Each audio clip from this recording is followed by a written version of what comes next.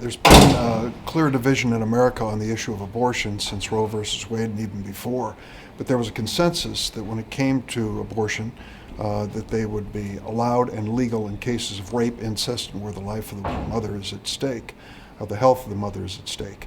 What has happened in Alabama is to turn that upside down and to remove the rape and incest exceptions. That really calls into question what the goal is of this administration and of the Republican Party. With this delicate balance we've had for decades could be destroyed by this move in Alabama. With Kavanaugh on the court, I think that there are all these states that have been totally emboldened by the fact that both Gorsuch and Kavanaugh are now on the Supreme Court, and they have been emboldened to pass all kinds of limiting legislation on a woman's right to an abortion. So it's an all-out assault on a woman's right to an abortion. So I think it's very dangerous.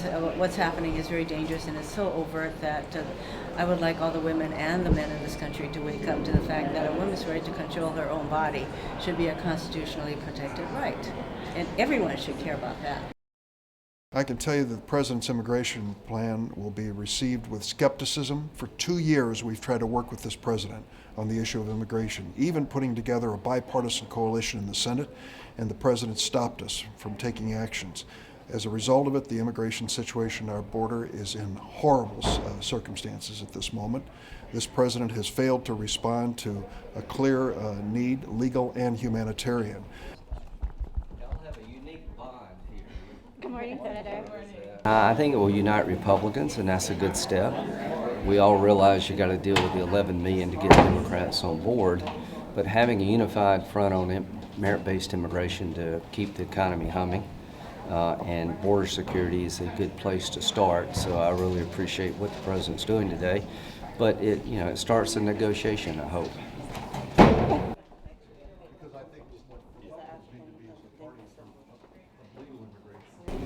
I think it's a clear statement of what our immigration policy should be. We compete with the rest of the world for the best and brightest minds. That's always been the key to our success as a country, because we're the most generous country in the world when it comes to legal immigration. And but now we're losing out to competition with countries like Canada and Australia.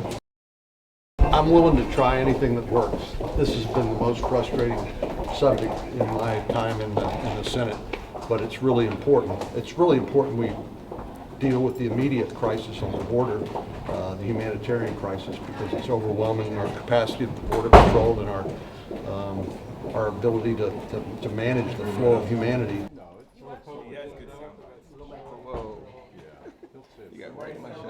What I know is that this supposed merit-based system from Donald Trump is a mockery of what America means.